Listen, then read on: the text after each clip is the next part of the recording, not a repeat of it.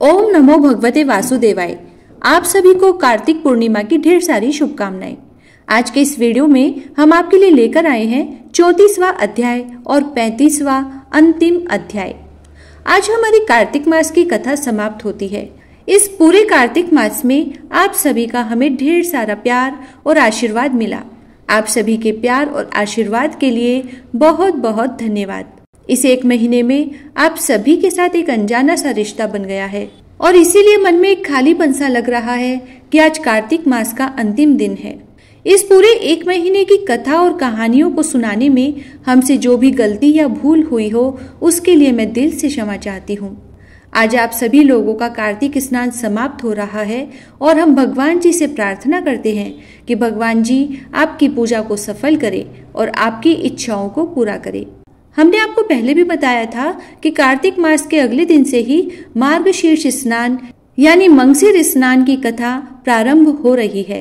यदि आप मंगसिर या अगहन स्नान कर रहे हैं या नहीं कर रहे हैं, लेकिन इस सुंदर कथा का रसपान भी जरूर कीजिएगा। इस कथा के 17 अध्याय हैं। रोजाना का अध्याय आपको कार्तिक मास की तरह ही सुबह 4 बजे प्राप्त हो जाएगा। साथ में किसी किसी दिन हम कृष्ण जी की सुंदर कहानियां भी आपके लिए लेकर आएंगे। तो आइए सुनते हैं आज के इस वीडियो में 34वां और 35 यानी अंतिम अध्याय। और हाँ, आज के अध्याय के साथ साथ ही आपको एक और दूसरी वीडियो में आज की कार्तिक पूर्णिमा की कथा भी प्राप्त हुई है, जिसे भी आप जरूर सुने। जय श्री राधे। सूत जी ने ऋषियों से कहा, प्रसंग बखान 34वां अध्याय सुनाऊं, दया करो भगवान। हे सूत जी, पीपल का पेड़ शनिवार को छोड़कर सप्ताह के बाकी दिनों में क्यों नहीं पूजा जाता? सूत जी ने कहा, समुद्र का मंथन करने से जो रत्न देवताओं को मिले, उनमें से देवताओं ने लक्ष्मी और कौस्तुभ मणि भगवान विष्णु को दे दी थी। विष्णु भगवान जब श्री लक्ष्मी जी से विवाह करने के लिए तैयार हुए तो लक्ष्मी जी ने कहा, हे प्रभु, जब तक मेरी बड़ी बहन का ब्याह नहीं हो जाता, आप मुझ छोटी बहन से ब्याह कैसे कर सकते हैं? इसीलिए आप पहले मेरी बड़ी बहन का ब्याह करा दीजिए, बाद में मुझसे ब्याह कीजिए, क्योंकि यह प्राचीन नियम है। सूत जी बोले, लक्ष्मी जी के ऐसे वचन सुनकर भगवान विष्णु ने लक्ष्मी जी की बड़ी बहन का ब्याह उद्दालक ऋषि के साथ कर दिया। वह अलक्ष्मी बड़ी कुरूप थी। बड़ा मुख, चमकते हुए दांत, गधा समान शरीर, बड़े बड़े नेत्र और रूखे बाल। महर्षि उद्दालक भगवान विष्णु के आग्रह पर उससे ब्याह कर उसे वेद मंत्रों की ध्वनि से गुंजाते हुए अपने आश्रम में ले आए। वेद ध्वनि से गुंजित हवन के पवित्र धुएं से सुगंधित उस मनोहर ऋषि आश्रम को देखकर वह बहुत दुखी हुई। उसने महर्षि उद्दालक से कहा, इस आश्रम में वेद ध्वनि हो रही है, अतः यह स्थान मेरे रहने योग्य नहीं है, इसलिए तुम मुझे किसी दूसरी जगह ले चलो। उसकी बात सुनकर महर्षि उद्दालक ने कहा कि तुम यहाँ पर क्यों नहीं रह सकती और तुम्हारे रहने योग्य दूसरी जगह कौन सी है, यह मुझको बताओ। अलक्ष्मी ने कहा, जहाँ पर वेद की ध्वनि होती हो, अतिथियों का सत्कार होता हो, यज्ञ आदि होते हो, उस स्थान पर मैं नहीं रह सकती। जहाँ पर पति पत्नी आपस में प्यारे हो, पितरों के निमित्त यज्ञ होते हो, देवताओं का पूजन होता हो, वहाँ पर मैं नहीं रह सकती। जहाँ पर दिन रात पति पत्नी लड़ते हो, जहाँ से अतिथि लोग सदा निराश लौटते हो, जहाँ पर पूज्य वृद्धों, सत्य पुरुषों तथा मित्रों का अनादर होता हो, और जहाँ दुराचारी, चोर, पर स्त्रीगामी प्राणी रहते हैं, जहाँ पर गौओं का वध, मद्यपान, ब्रह्म हत्या आदि पाप होते हैं, वहाँ पर मैं प्रसन्नता पूर्वक निवास करती हूँ। सूत जी ने कहा, इस प्रकार अलक्ष्मी के वचन सुनकर उद्दालक का मन मलिन हो गया। वह इस बात को सुनकर चुप रह गई।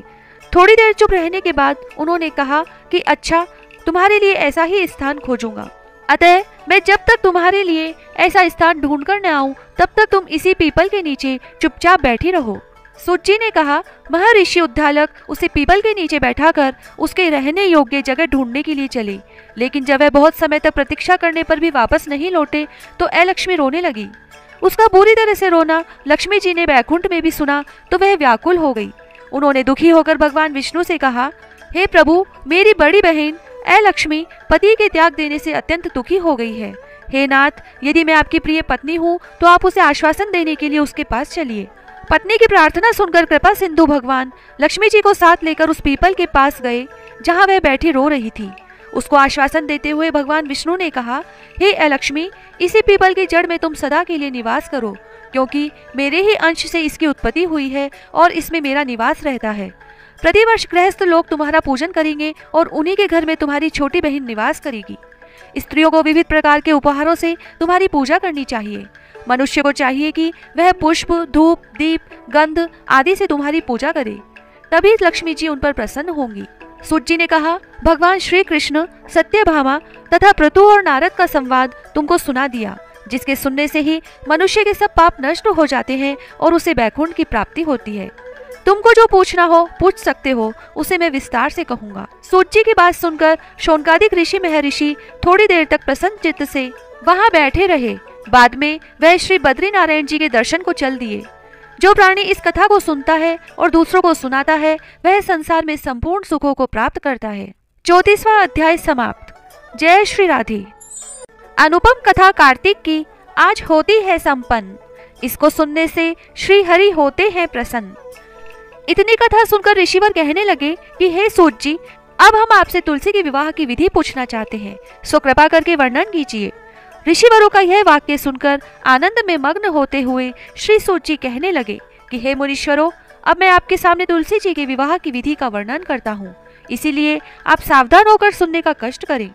जब उत्तरायण रवि हो, गुरु शुक्र का उदय हो, विवाह के नक्षत्र हो और विशेषकर पूर्णिमा हो, अथवा कार्तिक का महीना वह भीष्म पंचक हो, तब तुलसी वन में या अपने घर में सुंदर मंडप और उत्तम हवन कुंड के सहित मनोहर वेदी की रचना करता हुआ ऋत्विज ब्राह्मणों को, जो विद्वान और राग द्वेष आदि से रहित हो, निमंत्रित करे और गृह यज्ञ आरंभ करते हुए मार्तकाओं की पूजा करे। हे मुनीश्वरों, ऋत्विजों के उपस्थित हो जाने पर पहले नंदीमुख श्राद्ध करें, तत्पश्चात भगवान सालिग्राम बनाकर उनका विधि विधान से पूजन सामग्री से पूजा करें और तुलसी को उनके समर्पण करें। इस प्रकार विवाह विधि से तुलसी जी का पणि ग्रहण करने के बाद विधि पूर्वक होम करें। इसके बाद सपत्नीक यजमान भाई बंधु और सेवकों के साथ चारों ऋत्विजों के सहित विष्णु भगवान की प्रेम प्रदक्षिणा करता हुआ शांति पाठ और मंगल गान के साथ साथ आदि बाजे भी बजवाएं। हे मुनीश्वरों, ऐसा हो जाने के बाद यजमान को गोदान और शय्या दान करना चाहिए। ऋत्विजों को दक्षिणा देकर विप्र भोज और जाति भोज करना चाहिए। यह बताकर सूत जी कहने लगे, हे मुनीश्वरों, इस प्रकार जो मनुष्य श्रद्धा भक्ति युक्त होकर सत्य, शांति और संतोष को धारण करता है, विष्णु भगवान को तुलसी दल समर्पण करता है, वह समस्त पापों से रहित होकर संसार के सुखों को प्राप्त करता हुआ अंत में विष्णु लोक को प्राप्त होता है, और इसमें कोई संशय नहीं है। हे मुनीश्वरों, जिस प्रकार से तुलसी जी के विवाह की विधि बताई गई है, उसी प्रकार से आंवला, शमी और पीपल के विवाह की विधि समझनी चाहिए। जय श्री राधे। कार्तिक महात्म्य समाप्त। गणेश जी की कहानी। एक गांव में एक बार गणेश जी का मेला भरा। सभी गांव वाले मेले में जा रहे थे। गणेश जी का मंदिर गांव के बाहर काकड़ में था। उसी गांव में एक माँ और एक छोटी सी बेटी रहते थे। वह बहुत गरीब थे। बेटी ने माँ से पूछा कि माँ, आज सब लोग कहाँ जा रहे हैं? माँ बोली कि आज गणेश जी का मेला है, सब गणेश जी को भोग लगाने और दर्शन करने जा रहे हैं। बेटी ने कहा, माँ मैं भी मेला देखने जाऊंगी। माँ बोली कि बेटी बहुत भीड़ है, कहीं पर दब जाएगी, चित जाएगी, कौन संभालेगा? बेटी जिद करने लग गई तो माँ ने उसे 2 चूरमे के लड्डू दिए और एक पानी का लोटा दिया और बेटी से कहा कि बेटी, एक लड्डू तो गणेश जी को खिलाकर पानी पिला देना और एक लड्डू तुम खा लेना। वह लड़की मेला देखने चली गई। मेले में बहुत भीड़ थी, फिर भी वह छोटी सी लड़की हिम्मत करके मंदिर तक जा पहुंची और गणेश जी के सामने बैठ गई और कहने लगी, गणेश जी महाराज, एक लाडू तुझको, एक लाडू मुझको। और ऐसे ही बार बार बहुत देर तक बोलती रही, एक लाडू तुझको, एक लाडू मुझको। अब शाम हो गई, सारे गाँव वाले अपने अपने घर जाने लगे। सब उस छोटी सी छोरी को कहते रहे कि घर चलो, अभी रात हो जाएगी, जंगली जानवर खा जाएंगे। लेकिन वह नहीं गई और कहने लगी कि गणेश जी लड्डू नहीं खाएंगे तब तक घर नहीं जाऊंगी। सबने कहा कि हमने भी चढ़ाया है, तुम भी चढ़ा दो, लेकिन वह नहीं मानी और कहती रही, एक लाडू तुझको, एक लाडू मुझको। गणेश जी ने सोचा सब चले गए, ये अकेली रह गई। तो गणेश जी छोटा सा रूप धरकर उसके सामने बैठ गए और उसने अपने हाथ से गणेश जी को लड्डू खिलाया और पानी पिलाया। गणेश जी बहुत खुश हुए और कहा कि तुम भी खा लो। तो उस छोटी सी छोरी ने भी लड्डू खा लिया। अब गणेश जी बोले कि हम तुमसे प्रसन्न हैं, कुछ मांग लो। तो बच्ची बोली, जो भी मैं मांगूंगी वो सब दोगे? तो गणेश जी ने सोचा कि छोटी सी बच्ची है, क्या मांगेगी। गणेश जी ने कहा, जो भी मांगोगी वही दे देंगे। छोरी मांगने लगी। अन्न मांगू, धन मांगू, लाख मांगू, लक्ष्मी मांगू, हीरा मोतिया का गहना मांगू, जरी बागदा का बेस मांगू, 9 करोड़ की माया मांगू, सेजा भरदार मांगू, पालने भाई मांगू, रथ में बैठी जाऊं, रथ में बैठी आऊं, पीहर सासरा को सुख मांगू, भाई भतीजा की बेल मांगू, 1.25 मन लाडू मांगू, खाती जाऊं, खिलाती जाऊं, हर जस गाती जाऊं। गणेश जी तो देखता ही रह गया। गणेश जी बोला कि छोरी तू तो माने ठग लिया। तो छोरी बोली कि अब ठगा जानो या बैठगा, दो तो इतना ही दो, नहीं तो मत ही दो। तो गणेश जी बोले कि छोरी आंख बंद कर। आंख खोली तो जो भी मांगा वो सारा ही दे दिया। अब वह रथ में बैठकर प्रसाद बांटती गई और गणेश जी की जय बोलती गई। रुनझुन करती घर आई। माँ चिंता कर रही थी कि कहीं पर दब गई होगी। सारे गांव वाले उसे देखते ही रह गए और बोलने लगे कि छोरी तो गणेश जी को ठग लाई। घर आई तो माँ ने देखा कि बेटी तो पहन ओढ़कर भाई को पालने में झुलाती लाई है। घर आकर देखा तो खूब अन्न धन हो गया। माँ बहुत खुश हुई कि बेटा तू तो गणेश जी से खूब मांग लाई और गणेश जी ने तुझे दर्शन दिए। हे गणेश जी महाराज, जैसा उस छोरी को दिया वैसा सबको देना। कहता ने सुनता ने हुकारा भरता ने आपने सारे परिवार को देना। जय श्री राधे। पंच भिखू की कहानी। किसी गांव में एक साहूकार था। उसका एक बेटा व बहू थी। बहू कार्तिक माह में रोजाना सवेरे उठकर गंगा स्नान के लिए जाती थी। सुबह जल्दी जाते समय वह किसी भी पराये पुरुष का मुंह नहीं देखती थी। एक राजा का बेटा भी सुबह सवेरे गंगा स्नान के लिए जाता था। उसका विचार था कि मैं ही सबसे पहले गंगा स्नान करता हूँ। पर कभी कभी वह हैरान होता था कि कोई है जो मुझसे भी जल्दी उठकर स्नान कर लेता है। कार्तिक माह के 5 दिन बचे थे कि एक दिन साहूकार की बहू तो स्नान करके वापस जा रही थी और उस समय राजा का बेटा स्नान के लिए आ रहा था। आवाज सुनकर वह जल्दी जल्दी जाने लगी, लेकिन जल्दबाजी में उसकी माला और मोचड़ी वहीं छूट गई। राजा के बेटे ने उसकी माला और मोचड़ी उठा ली और सोचने लगा, जिस स्त्री की यह माला और मोचड़ी इतनी सुंदर है वह स्त्री कितनी सुंदर होगी। उसने पूरे गांव में मुनादी करवा दी कि जिसकी वह माला और मोचड़ी है वह 5 रात मेरे पास आएगी। साहूकार के बेटे की बहू ने कहलवा दिया कि मैं 5 रात आऊंगी, लेकिन किसी को साख भरने बैठा देना। राजा के बेटे ने एक तोते को पिंजरे में बंद करके गंगा किनारे पेड़ पर टांग दिया। बहू सुबह के समय आई, पहली पेड़ी पर पैर रखा और बोली, हे कार्तिक के ठाकुर राई दामोदर, 5 पांडव छठे नारायण, भीकम राजा, उस पापी को नींद आ जाए। राजा के बेटे को नींद आ गई। बहू नहा धोकर चलने लगी तो तोते से बोली, सुवा सुवा तेरे गल डालूंगी हीरा, मेरी साख भरियो वीरा। सुवा बोला कि कोई वीर भी साख भरता है क्या? वह फिर बोली, सुवा सुवा सुबह तेरे पग खा लूंगी नेवर, साख भरियो मेरे देवर। सुवा ने कहा, ठीक है भाभी, मैं तेरी साख रखूंगा। वह तो कहकर चली गई। राजा का बेटा हड़बड़ाकर उठा और सुवा से पूछा, सुवा सुवा वह आई थी क्या, कैसी थी? सुवा बोला, आभा की सी बिजली, होली की सी झल, केला की सी कामिनी, गुलाब का सा रंग। अगले दिन राजा के बेटे ने सोचा कि आज मैं अपनी अंगुली में चीरा लगाऊंगा, इससे मुझे नींद नहीं आएगी। अगले दिन राजकुमार अंगुली चीर कर लेट गया। वह आई और भगवान से उसी तरह प्रार्थना करने लगी और राजकुमार को फिर नींद आ गई। वह स्नान करके फिर से वापस चली गई। सुबह राजकुमार ने तोते से फिर पूछा तो उसने वही सारी बातें दोहरा दी। अब राजकुमार बोला कि मैं आज रात अपनी आंखों में मिर्ची डालकर बैठूंगा। रात में वह मिर्ची डालकर बैठ गया। बहू फिर आई और प्रार्थना की, जिससे उसे फिर से नींद आ गई। राजकुमार ने तोते से बहू के आने की बात पूछी, उसने फिर बता दी। राजकुमार अब फिर सोचने लगा कि आज मैं बिना बिस्तरे के ही बैठूंगा और रात को बिना बिस्तरे के बैठ गया। जब वह स्नान करने आई उसने फिर से भगवान से प्रार्थना की और राजकुमार को नींद आ गई। जब वह नहाकर जाने लगी तो आंख बंद करके चली गई। राजकुमार जब उठा तो वह जा चुकी थी। राजकुमार फिर सोच में पड़ गया और सोचने लगा कि आज मैं अंगीठी जलाकर बैठूंगा, जिससे नींद नहीं आएगी। फिर वह रात को अंगीठी रखकर बैठ गया। साहूकार की बहू आई और वह भगवान से प्रार्थना करने लगी, आपने 4 रातें तो निकाल दी, अब यह रात भी निकाल दो। भगवान ने उसकी बात रख ली और राजकुमार को नींद आ गई। जब वह नहाकर जाने लगी तो तोते से बोली कि इस पापी को कह देना कि 5 रातें पूरी हो चुकी है, वह मेरे मोतियों की माला और मोचड़ी मेरे घर भिजवा दे। सुबह राजकुमार की आंख खुली तो उसने तोते से पूछा कि क्या वह आई थी? तो तोते ने कहा, हाँ वह आई थी और उसने अपनी माला और मोचड़ी मंगवाई है। यह सुन राजकुमार सोचने लगा कि वह तो सच्ची थी, तभी तो भगवान ने भी उसका सत रखा। कुछ समय के बाद राजकुमार को कोढ़ हो गया। राजा ने ब्राह्मण को बुलाकर पूछा कि मेरे बेटे का शरीर क्यों जल रहा है।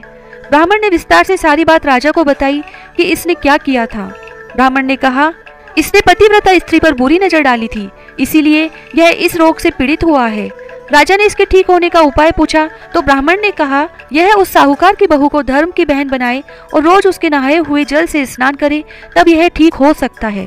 राजा साहूकार की बहू की माला लेकर साहूकार के घर गया और बोला कि यह माला आपके पुत्र वधू की है, इसे ले और आपकी बहू के नहाए हुए जल से मेरे बेटे को नहला दे। साहूकार बोला कि वह तो किसी पराई पुरुष का मुंह तक नहीं देखती, आप उसे इस नाली पर बैठा दीजिए। जब वह ऊपर नहाएगी तब नीचे इस नाली के पानी से आपका पुत्र नहा लेगा। राजकुमार ने ऐसा ही किया और कुछ समय बाद उसका शरीर चंदन सा हो गया। हे पंचभीखु देवता, जैसे आपने साहूकार के पुत्र वधू का सत रखा, वैसे ही सबका रखना। पंचभीखु स्नान करते समय यह भी बोले, पूनो नहाई पड़वा नहाई, 5 रतन 5 तीरथ पंचभीकम नहाई। 1 टका मेरी गांठ में सुनियो रघुराई, आधे का लाई आंवला आधे की राई। राई दामोदर सांवला जिसने सृष्टि रचाई। एक छोटी सी लड़की थी, कार्तिक स्नान कर रही थी। एक दिन उसकी भाभी बोली, काम की न धाम की, सारे दिन कार्तिक महाराज करती रहती है। तो लड़की को गुस्सा आ गया और एक टांग पर खड़ी होकर बोली, हे कार्तिक महाराज, जो मैं सच्चे मन से आपको धाती हूँ तो सोने की मूर्ति बनकर आले में विराजमान हो जाओ। भगवान का सिंहासन डोला कि छोटी सी लड़की तप कर रही है, तो कार्तिक महाराज सोने की मूर्ति बनकर आले में विराजमान हो गए। लड़की आंख खोले तो देखे कि सोने की मूर्ति बनकर कार्तिक महाराज आले में विराजमान है। अब जल्दी से आवाज दी, देख ले भाभी, कार्तिक महाराज देख ले माँ, कार्तिक महाराज देख ले। अब तो माँ भी ध्यावे, अब तो भाभी भी ध्यावे। हे कार्तिक महाराज, जैसे छोटी लड़की का सत रखा वैसे सबका रखना। कहता न सुनता न हुकारा भरता ने सारे परिवार का रखना। शालिग्राम जी की कहानी। एक बुढ़िया थी, वह शालिग्राम जी की सेवा करती थी। कार्तिक मास में वो पुष्कर स्नान का विचार कर रही थी, तो उसने पड़ोसन से बोला, मैं पुष्कर जा रही हूँ, तुम मेरे शालिग्राम जी को रख लो, मेरे शालिग्राम जी की सेवा करना। पड़ोसन बोली कि मुझे सेवा पूजा आती नहीं है, तुम बताओ वैसे कर दूंगी। बुढ़िया बोली, सवेरे इनको उठाना, गंगा से लोटा भरकर पानी लाना, आते समय बगीचे से पुष्प तुलसी लाना, भगवान को जल व कच्चे दूध से नहलाना, चंदन लगाकर पुष्प तुलसी चढ़ाना, दूध का भोग लगाना, दोपहर को रसोई जो भी बने उसका भोग लगाना, शाम को दिया जलाना, ऐसी सेवा पूजा करना। और कहकर वह चली गई। पड़ोसन ने बुढ़िया के कहे अनुसार सब किया, लेकिन भगवान की थाली से भगवान जीमते ही नहीं, दूध पिया ही नहीं। यह देख वो चिंता में पड़ गई। बोली, भगवान आपकी मालकिन आएंगी तो कहेगी कि मेरे भगवान को दुबला कर दिया, अभी 1 महीना है, आप जीम लो। आप नहीं जीमोगे तो मैं भी नहीं जीमूंगी। और वह भूखी बैठी रही। भगवान ने सोचा अब तो दर्शन देने ही पड़ेंगे। छोटा सा मोर मुकुट पीताम्बरधारी रूप लेकर पाटे पर बैठ गए, दूध पी लिया और जीम लिए। पड़ोसन ने सोचा भगवान जी रोज ऐसे ही आते होंगे और ऐसे ही जीमते होंगे। ऐसा रोज होता रहा। एक दिन भगवान ने कहा कि मैया मैं गाय चरा लाता हूँ। तो पड़ोसन बोली, थोड़े दिन ही तो यहाँ रहोगे, क्यों जाते हो? पर भगवान माने नहीं। हाथ में सोने की लाठी, कंधे पर हीरे मोती का पीताम्बर डाल गाय को चराने जाते। महीना बीता, बुढ़िया घर आई। स्नान ध्यान से निमटकर सोचा शालिग्राम जी को ले आऊं। पड़ोसन के घर गई तो पड़ोसन बोली, शालिग्राम जी शाम को आएंगे तब ले जाना। बुढ़िया ने सोचा पड़ोसन झूठ बोल रही है और शालिग्राम जी के लिए जिद करने लगी और दोनों में झगड़ा हो गया।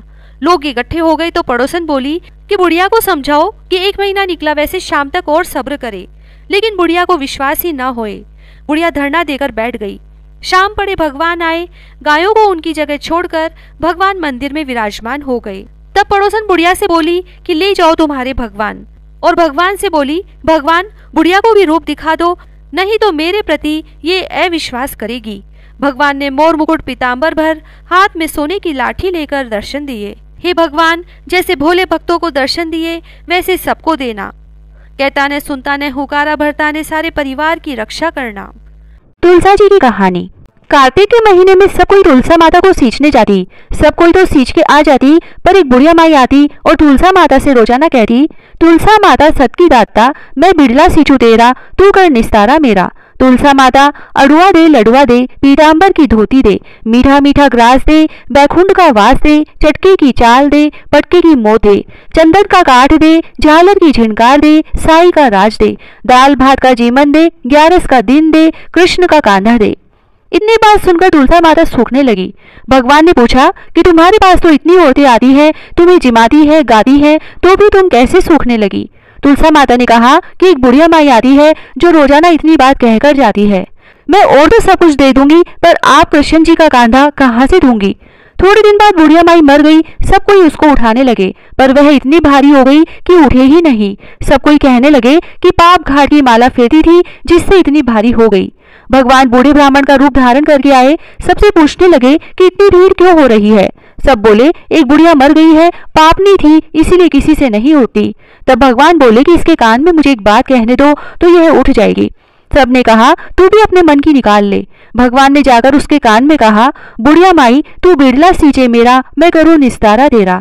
बुढ़िया माई अड़ुआ ले, गड़ुआ ले, पीताम्बर की धोती ले, पटके की मोट ले, मीठा मीठा ग्रास ले, बैकुंठ का वास ले, चटके की चाल ले, चंदन का काठ ले, झालर की झिनकार ले, साई का राज ले, दाल भात का जीमन ले, कृष्ण का कांधा ले। इतना सुनते ही बुढ़िया माई हल्की हो गई। भगवान उसे कांधे पर ले गए और उसकी मुक्ति हो गई। हे तुलसा माता, जैसा उसकी मुक्ति करी ऐसा हमारी करियो, जैसा उसको कांधा दिया वैसे सबको दियो।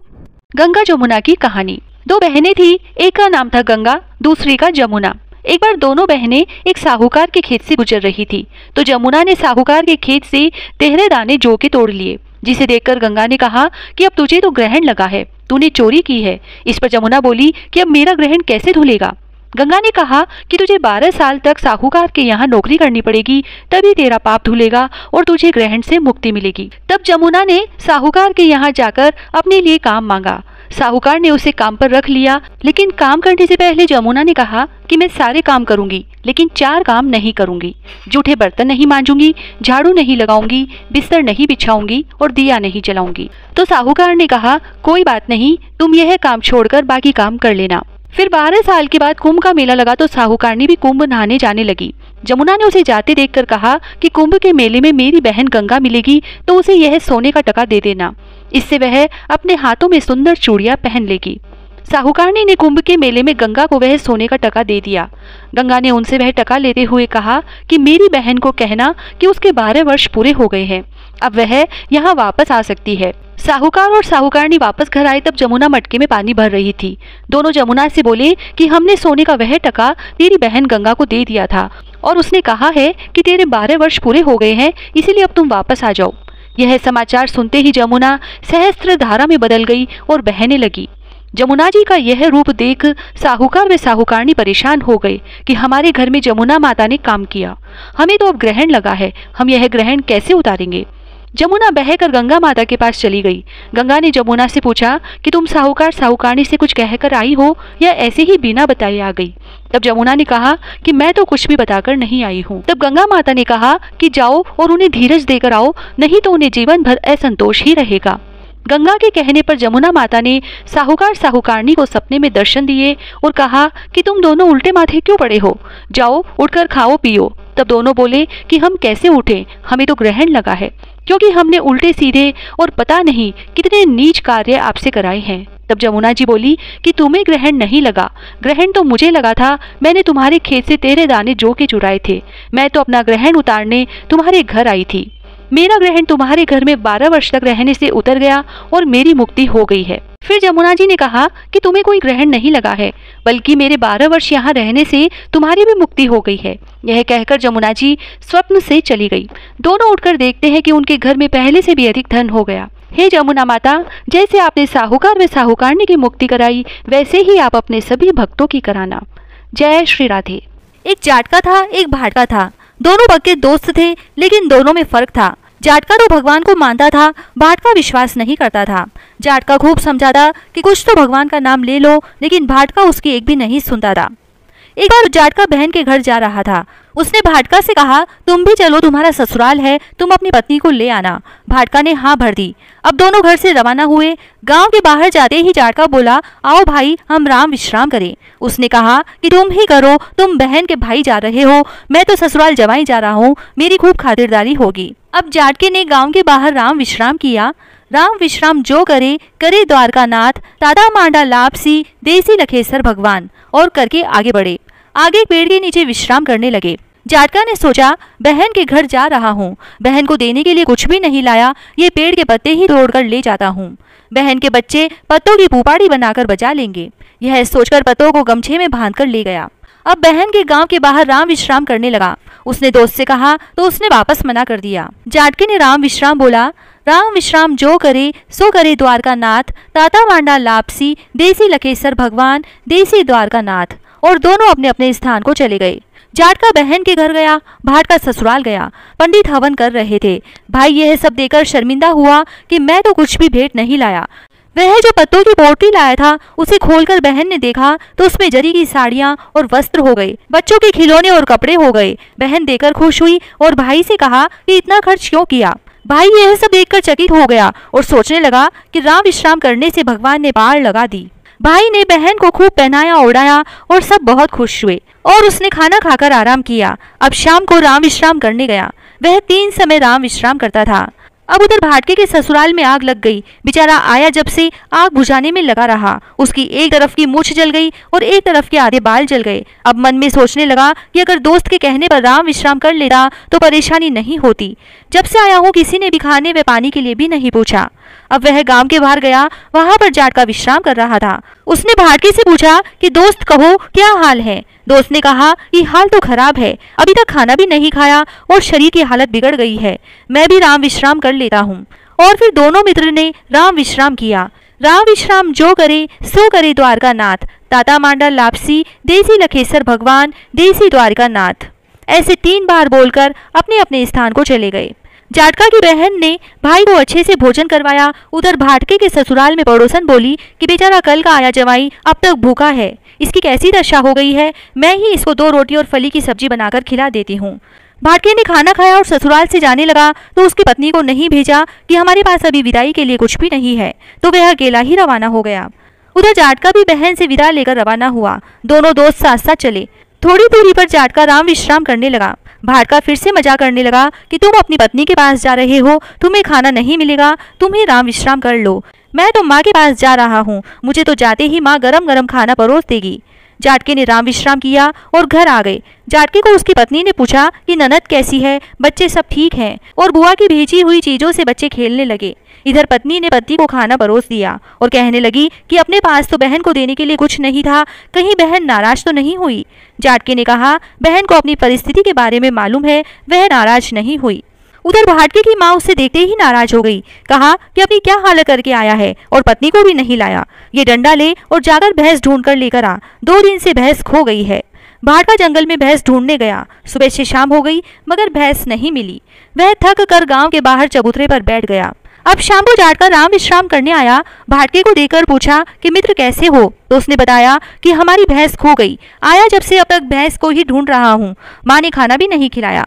जाटके ने कहा भैया राम विश्राम कर लो, अभी भैंस मिल जाएगी। राम विश्राम करने से कभी समस्या नहीं आएगी, जीवन में आदत बना लो, हम रोजाना साथ साथ राम विश्राम करेंगे। दोनों ने राम विश्राम किया। राम विश्राम जो करे सो करे द्वारिका नाथ, ताता मांडा लापसी, देसी लखेसर भगवान, देसी द्वारिका नाथ। राम विश्राम करके चले तो रास्ते में भैंस भी मिल गई। भैंस पकड़कर घर आया तब माँ बोली खाना खा ले, थक गया होगा। उस दिन से भाटका भी राम विश्राम करने लगा। हे राम विश्राम भगवान, लखेसर भगवान, द्वारिका के नाथ, उन दोनों की पार लगाई वैसे सबकी लगाना। कहता न सुनता न हुकारा भरता ने अपने सारे परिवार की रक्षा करना। जय श्री राधे। पथवारी माता की कहानी। एक बार पाल माता, पथवारी माता और विनायक जी में खुद को बड़ा बताने के कारण झगड़ा हो गया। सब अपने आप को दूसरे से बड़ा साबित करने के लिए झगड़ रहे थे। एक ब्राह्मण का लड़का वहां से गुजर रहा था। पाल, पथवारी व गजानन जी ने उसे रोका और कहा कि हमारा झगड़ा सुलझाओ और न्याय करो। ब्राह्मण का लड़का बोला मैं कल वापस आऊंगा तब न्याय करूंगा, अभी तो मैं जा रहा हूँ। घर आकर लड़के ने माँ से कहा कल मुझे पाल, पथवारी व गजानन जी का न्याय करना है। तो माँ ने कहा बेटा किसी को छोटा मत बताना, सभी को बड़ा बता देना। दूसरे दिन लड़का वहां गया और बोला पाल माता आप तो हर व्यक्ति से बड़ी हो, क्योंकि हर व्यक्ति आता है स्नान ध्यान करके जाते समय पैर की ठोकर दे जाता है, फिर भी आप नाराज नहीं होती हो।